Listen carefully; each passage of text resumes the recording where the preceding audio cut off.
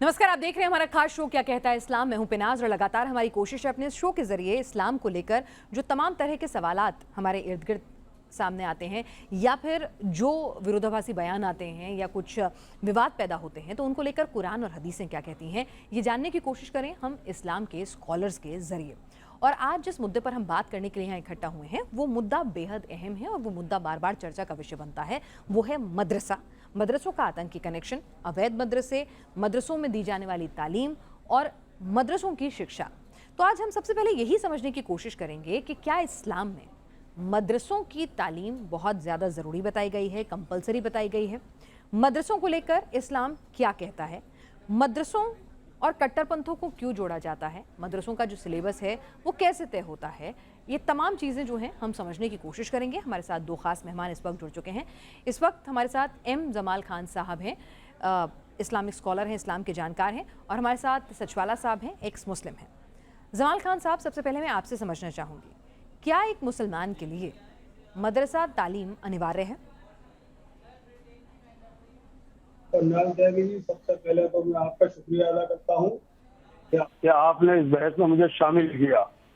देखिए, मदरसों का जो सवाल है कि तालीम इसमें ज़रूरी है मदरसों की मुसलमानों के लिए, तो मदरसों में तालीम मुसलमानों के लिए बेहद ज़रूरी है। और मदरसों की तालीम ज़रूरी ही रही है, बल्कि मदरसों की तालीम का तो ये रहा है कि मदरसों में जो भी मौलाना पढ़कर निकले हैं उन मौलानाओं का आज़ादी में भी हाथ रहा है। जी, तो मतलब ये कंपलसरी कुरान और हदीस में लिखा है कि भाई आपको मदरसे में जाना जरूरी है? जी बिल्कुल बिल्कुल बिल्कुल बिल्कुल। यानी एक मुसलमान के लिए मदरसों में जाना जरूरी है, चाहे वो 4 महीने जाए, 6 महीने जाए, पूरा बड़ा कोर्स करे। जी जी जी जी जी जरूरी है। और मदरसों में जो तालीम दी जाती है वो कुरान की ही तालीम नहीं दी जाती, बल्कि देशभक्ति की भी तालीम दी जाती है कि अपने देश के साथ कैसे वफादारी निभाई जाए। लेकिन जमाल खान साहब, मदरसों का हम आतंकी कनेक्शन देख रहे हैं बार बार, चाहे नॉर्थ ईस्ट में असम में मदरसों को देख लीजिए, अवैध निर्माण या फिर विदेशी फंडिंग के आरोप देख लीजिए, या वहां से आतंकवादियों को पनाह देने की बात कर लीजिए। मदरसे हमेशा सवालों के घेरे में आ रहे हैं, ऐसा क्यों? इस्लाम में क्या लिखा है, मदरसों में क्या सिखाया जाए, क्या पढ़ाया जाए? मदरसों में कुरान की तालीम दी जाती है और बच्चों को अच्छी तालीम दी जाती है, और खासकर जो है देश के जो देशभक्ति की भी तालीम दी जाती है। ऐसा नहीं है कि मदरसों में जो है नहीं, देशभक्ति इस्लाम भक्ति से नीचे आती है, ये तालीम दी जाती है कि पहले अपने मुस्लिम भाइयों और मुस्लिम मुल्कों का साथ दो बनस्पत अपने देश के। नहीं, हर एक मुसलमान के लिए ये जरूरी है कि पहले उसको देशभक्त होना बहुत जरूरी है। ठीक है, यानी कि मुस्लिम ब्रदरहुड का कॉन्सेप्ट बाद में है, पहले जिस जगह आप रह रहे हैं, जिस मिट्टी में आप रह रहे हैं, उससे वफादारी पहले है। सचवाला साहब। बिल्कुल बिल्कुल बिल्कुल। ठीक है, सचवाला साहब, मदरसों की एजुकेशन कंपलसरी है इस्लाम में? जी हाँ, जी देखिए, अभी हमारे मोहतरम भाई साहब ने जो कुछ फरमाया, इनकी इस तरह की बातों का इस्लामी मबादियात से कोई ताल्लुक नहीं है। मदरसे ना कुरान से साबित हैं ना हदीस से साबित हैं, पहली बात तो यह है। दूसरी बात यह है कि मदरसों में देशभक्ति की तालीम दी जाती है, जिस तरह से हमारे मोहतरम फरमा रहे हैं, यह सरासर गलत है, सरासर झूठ है। मदरसों में देशभक्ति की तालीम नहीं दी जाती और न दी जा सकती है, क्योंकि देशभक्ति की तालीम असल में कुरान और हदीस के खिलाफ है। कुरान या कोई भी हदीस देशभक्ति की तालीम दे ही नहीं सकता, क्योंकि कुरान के मुताबिक तो उम्मा का जो है कॉन्सेप्ट है, मुस्लिम उम्मा। ये बात मैंने इससे पहले भी कही थी कि एक हिंदुस्तानी मुसलमान एक पाकिस्तानी मुसलमान का भाई हो सकता है, मगर एक हिंदुस्तानी मुसलमान का एक हिंदुस्तानी हिंदू भाई नहीं हो सकता। भाईचारा कुरान में नहीं है, इंसानी भाईचारे का कोई ताल्लुक कुरान या हदीस से नहीं है। जिस तरह से मैंने अभी ये बात पहले भी कही थी, अभी वही बात को जो है मैं दोहरा रहा हूँ। जी सचवाला साहब, तो मदरसों में क्या पढ़ाया जाता है? यहाँ पे खान साहब कह रहे हैं कि भाई मदरसों में तो कुरान की तालीम दी जाती है और साथ ही और भी अच्छी अच्छी बातें सिखाई जाती हैं, लेकिन हम बार बार देख रहे हैं कि मदरसों का आतंकी कनेक्शन निकलता है, कट्टरपंथ से कनेक्शन निकलता है, अवैध मदरसे, विदेशी फंडिंग से गलत तरीके से चल रहे मदरसे, तो फिर क्या है ये मदरसा का कॉन्सेप्ट? देखिए, यानी मदरसों में जो तालीम दी जाती है वो कुरान और हदीस की तालीम दी जाती है। अच्छी तालीम का इन मदरसों से कोई ताल्लुक नहीं है। अच्छी तालीम से मतलब यह है कि जिसमें दुनिया से वफादारी या देश से वफादारी की बात जो की जाती है, देश से वफादारी, देश से मोहब्बत का कोई जज्बा मदरसों में नहीं सिखाया जाता, बिल्कुल नहीं।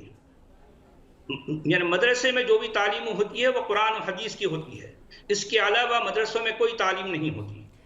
क्या मदरसों में कट्टरपंथी सोच ज़्यादा हावी कराई जाती है? क्योंकि हमने देखा है कि कई बार इस तरह के मामले एक बार नहीं बार बार सामने आए हैं। जी हाँ, कुरान हदीस की तालीम तो कट्टरपंथ की तालीम है ना। उसमें जो है देशभक्ति का कोई जज्बा नहीं होता। तो जहाँ देशभक्ति का जज्बा नहीं होगा तो वहाँ से जो स्टूडेंट्स पढ़ के निकलेंगे उनके अंदर कट्टरपंथ तो होगी, ऑब्वियसली होगी। जमाल खान साहब, मदरसों में कुरान हदीस की तालीम, कट्टरपंथ की तालीम? नहीं, देखिए, कुरान की तालीम तो है ही, मदरसे कायम ही इसीलिए किए जाते हैं। लेकिन मैं ये भी बताना चाहता हूँ, मौलाना मोहम्मद अली जौहर, मौलाना फजले हक हैदराबादी, मौलाना हुसैन अहमद मदनी, मौलाना कितने ही मौलाना ऐसे हैं, सब ने जो है मदरसों में तालीम हासिल की। हजरत मोहानी हो, तो ये सब जो है, हजरत मोहानी साहब ने जो है इनकलाब का नारा दिया, तो ये क्या सब देशभक्त नहीं थे? क्या इन लोगों ने देशभक्ति के खिलाफ देशभक्ति की आवाज नहीं उठाई? क्या इन लोगों ने, या क्या ये मदरसे में नहीं पढ़ते थे? ये लोग भी तो मदरसों में तालीम हासिल की है इन्होंने। और हजरत मोहानी ने जो इनकलाब का नारा बुलंद किया, और जिस नारे को लेकर के सारा मुसलमान, सारा हिंदुस्तान जो है एक अपने दिलों में देश के लिए जज्बा लेकर के और उन्हें आजादी के लिए निकल पड़े और आजादी की लड़ाई लड़ी, तो ये सब क्या था? ये तालीम मदरसों में अगर आजादी की थी तभी तो ये था। जी, मैं कुछ कहूँ? जी सचवाला साहब। देखिए, पहली बात तो हमारे मोहतरम साहब जो फरमा रहे हैं, मौलाना मोहम्मद अली जौहर का जो इन्होंने हवाला दिया, देखिए मौलाना मोहम्मद अली जौहर वो हैं जो एक बार उन्होंने कहा था हमारे महात्मा गांधी के ताल्लुक से, उनकी नज़र में महात्मा गांधी एक लोअर दर्जे के जो है इंसान हैं, बट कंपेयर टू एक आम मुसलमान की। एक आम मुसलमान भी जो किसी भी तरह का आम मुसलमान है वो महात्मा गांधी से ऊंचा है। क्योंकि वो मोमिन हैं और महात्मा गांधी काफिर हैं। महात्मा गांधी काफिर हैं और एक आम मुसलमान वो महात्मा गांधी से ऊंचा है। एक बात तो ये। दूसरी बात, जिस तरह से हमारे मोहतरम फरमा रहे हैं कि जितने भी उलमा हैं उन्होंने आज़ादी का जो है नारा दिया और उन्होंने देश की आज़ादी के लिए जो है मतलब उनकी कुर्बानियाँ दी। नहीं, ये उनकी कुर्बानियाँ देश के लिए नहीं थी, उनकी कुर्बानियाँ तहरीक खिलाफत के लिए थी। 1857 या उसके बाद जितनी भी जो है उलमा ने ये हिंदुस्तान के उलमा ने जितनी भी कुर्बानियाँ दी वो देश के लिए नहीं थी, वो तहरीक खिलाफत के लिए थी, खिलाफत मूवमेंट के लिए थी। खिलाफत मूवमेंट के लिए उनकी कुर्बानियाँ थी, देश के लिए हरगिज नहीं थी, हरगिज नहीं। ये एक रियलिटी है जो लोगों को जो है, ये तो अलग ही सचवाला साहब एक अलग ही सच बयां कर रहे हैं, आपकी बातों को बिल्कुल काट रहे हैं। वो कह रहे हैं ऐसा कहीं नहीं है। अब मेरा जहाँ तक मानना है कि ये सब लोग देश के लिए लड़े और अपनी तरह से इन लोगों ने आवाजें उठाई, और ये सब मदरसे से मौलाना निकले थे और मदरसे में तालीम हासिल की थी इन लोगों ने, और इन सब लोगों ने जो है देश के लिए आवाज उठाई और अंग्रेजों के खिलाफ आवाज उठाई। तो फिर मदरसों में ये आतंकी कनेक्शन क्यों बार बार सामने आ रहे हैं? आप भी अखबार पढ़ते हैं, आप भी एजेंसीज की बात करते हैं, हर बार मदरसों का आतंकी कनेक्शन निकलता है, मदरसों में कट्टरपंथ की बात निकलती है। असम में इतने मदरसे जो हैं उनको जमींदोज किया जा रहा है, जिन पे अवैध फंडिंग, अवैध निर्माण और आतंकियों को, देश विरोधी तत्वों को पनाह देने के आरोप लगे हैं। देखिए, ये तो मौजूदा सरकार के जो है जो नुमाइंदे हैं वो इस तरह की बातें कर रहे हैं। ऐसा नहीं है कि मदरसों में जो है आतंकवादी चलते हैं और आतंकवादी पैदा होते हैं। अच्छा, और यही सरकार जाके ISIS को भी सीख दे आती होगी ना? यही सरकार लश्कर तैयबा को भी सीख दे आती होगी, यही सरकार हाफिज सईद को भी जाके सीख दे आती होगी। नहीं, हम अपने देश की बात कर रहे हैं, हम पाकिस्तान की बात नहीं कर रहे। अच्छा, और हिंदुस्तान में जो आतंकी मदरसों से निकलते हैं वो कैसे निकलते हैं? वो मदरसों से निकलने वाले आतंकी कहाँ से निकलते हैं साहब? मैं वही तो कह रही हूँ, हिंदुस्तान के मदरसों से भी तो आतंकी निकल रहे हैं ना। मदरसों से कोई आतंकवादी नहीं निकलते हिंदुस्तान। यानी एनआईए सारी एजेंसीज झूठ हैं, गलत हैं? ये तो जब ये सरकार नहीं थी तभी निकलते थे साहब। देखिए आज की मैं बात कर रहा हूँ, जो सरकारें हैं। अरे जब पहली सरकारें थी तब भी निकलते थे। कश्मीर में जो कुछ हो रहा था ये आपको मालूम है। मोहतरमा, जितनी भी एजेंसियां हैं वो सब अच्छा, सरकार के सब कहने पे क्यों काम ये कर सब रहे ठीक है। हैं। अच्छा, पूरी दुनिया में फिर इस्लाम क्यों आतंक के साथ जोड़ के देखा जा रहा है? नहीं, वो गलत है। मैं हिंदुस्तान की बात कर रहा हूँ।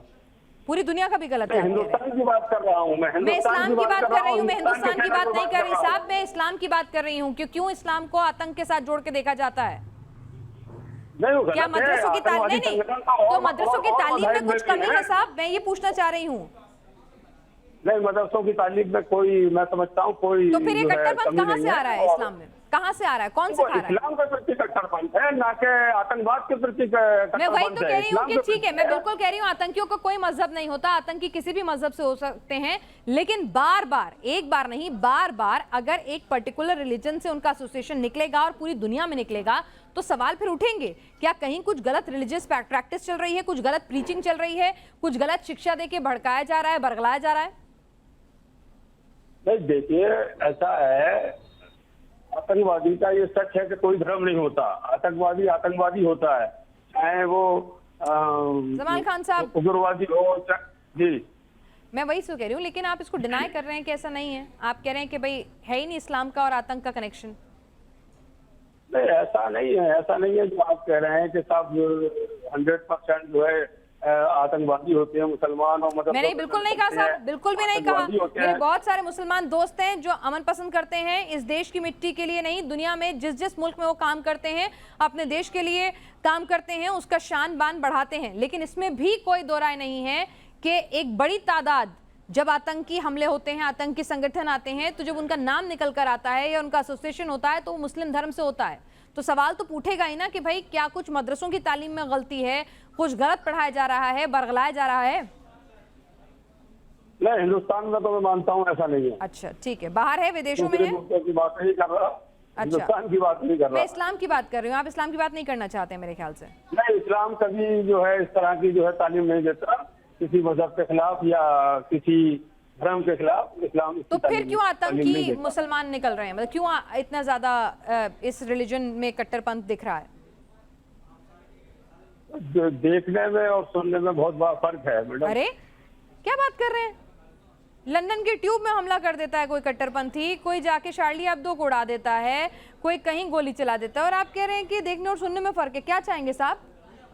हमारे हिंदुस्तान से तो नहीं। अरे मैं इस्लाम की बात कर रही हूँ सर, इस्लाम की आपको शो के बारे में बताया था किसी ने? क्या शो क्या है?